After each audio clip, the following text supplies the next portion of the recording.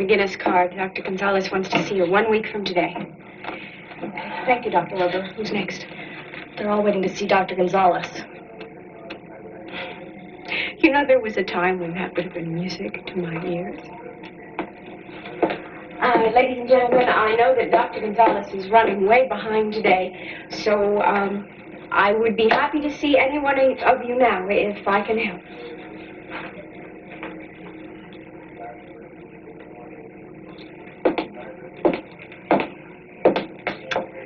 I'll be in my office, going through files just in case. Leslie Weber! Oh, you're in sight for sore eyes! Oh, my goodness, Colleen! What are you doing here? What are you doing I here? work here. What are you doing here? Well, this friend of mine told me about this clinic. Of course, I never dreamed I'd see you here, even though I knew you used to work at this hospital. Well, I'm back at work now. I'm trying to be back at work now. Excuse me, but if you're a patient new to the clinic, you'll have to fill this out. Yeah, this lady is a very special friend of mine. I will take care of her personally. Well, goodness, how are you, and when did you get released from...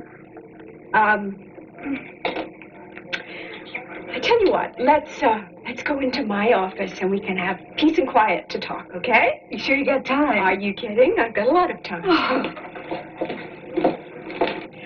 Dr. Weber used to be my doctor before I read all that awful stuff in the newspapers. Why, she lied so much. I'd never trust her now. Who would? I'll wait for Dr. Gonzalez any day of the week. Gee, I sure hope my big mouth didn't get you in trouble out there. Trouble? Of course not. I've never been happier to see anybody in my whole life. Hey, you really mean it? Oh, Colleen, you don't know how much I mean it. It's been that rough for you, huh, honey? It's been very rough.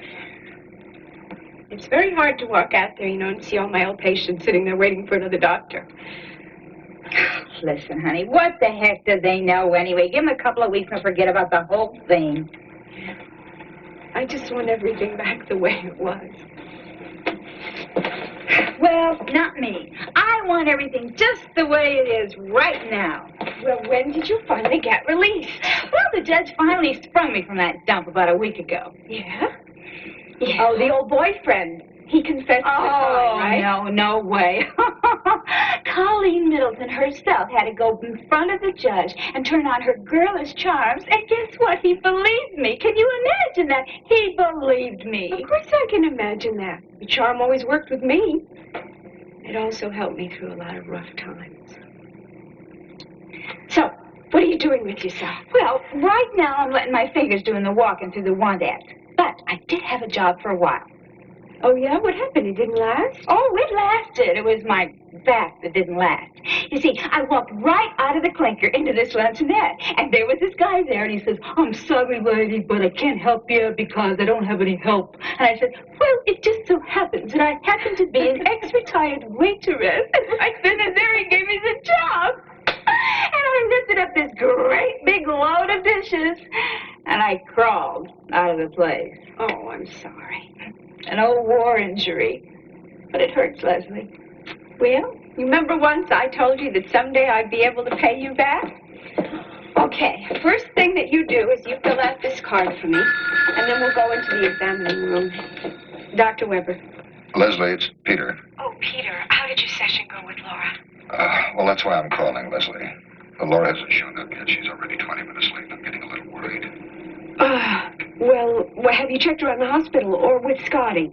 She's not here. Scotty's out looking for her. He thinks that maybe she, ran away again. That's what happened. Oh, Lord. I'm going to call the house for you. I'll see if she's there. Well, I hope we find her, Leslie. For her sake. Yeah. Thank you. Bye.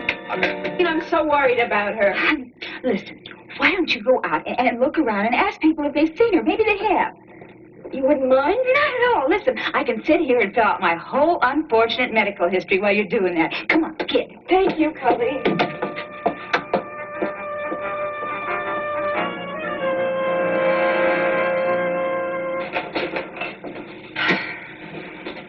Susan, you can take your break now. I thought you'd gone home sick, Bobby. No, I was lying down in the nurse's lounge and somebody wanted to talk to me about Laura Weber. What about her? It's a long story. You go ahead. I'll be okay, really. Okay, if you say so. You look terrible. Thanks. It's a good thing that I heard you were sick, Bobby Spencer, because otherwise it would have been curtains. Chris, please. I've had enough abuse for one day. Hey, what happened?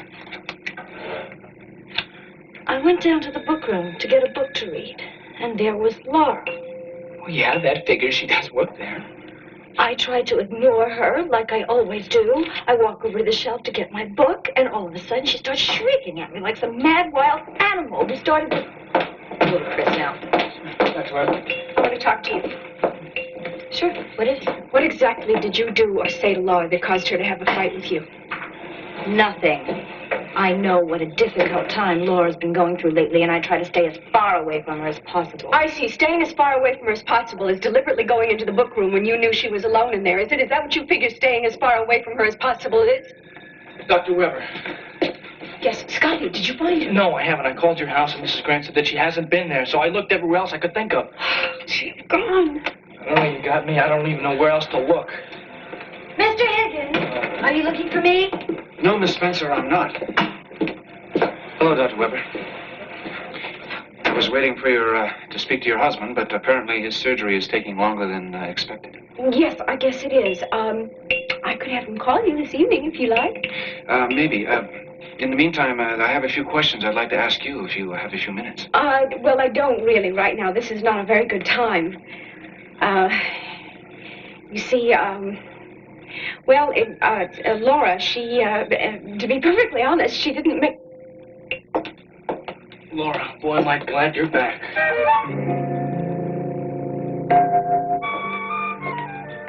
Well, we've been very worried about you when Peter told us that you never made your appointment. I'm sorry, Mother. I went out to get some fresh air, and before I knew it, it was late. I didn't mean to worry anybody, really. It's okay. It's okay as long as you're sorry. Yeah, Laura, you really asked going there for a minute. I guess I just wasn't thinking very clearly. I better get to Dr. Taylor's right away. But first, there's something that I have to do. Mr. Higgins. Bobby, may I speak to you, please? All right. I'm very sorry that I lost my temper this afternoon. But believe me, it'll never happen again. Because in the future, I'm going to consider the source and ignore all your ugly, awful remarks.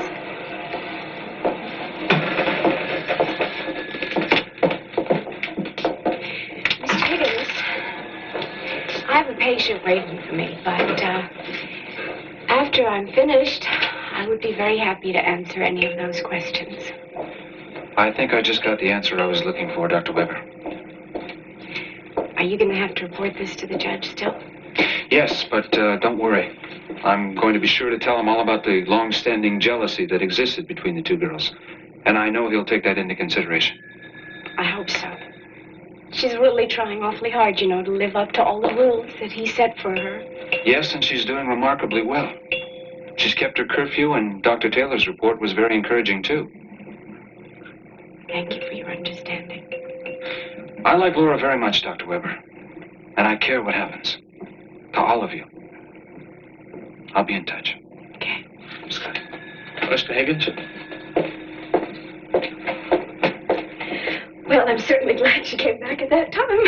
And me too. Just glad that Mr. Higgins didn't have to find out that she'd run away again. Thank you for your help. I'm so grateful to you. Would you like to come and have dinner with us tonight?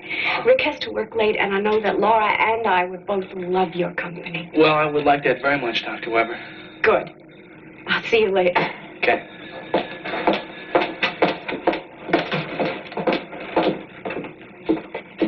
When are you going to give up, Bobby? What? You know what I'm talking about. Now, when are you going to stop bugging Laura? Scotty, I didn't. She hates me so much. Bobby, look, I don't care what happened down there, but if I find out that you deliberately tried to hurt Laura, whatever friendship we have is over. Why don't you believe my story for a change? I didn't do anything to her. I'm not saying whether you did or you didn't. Just don't.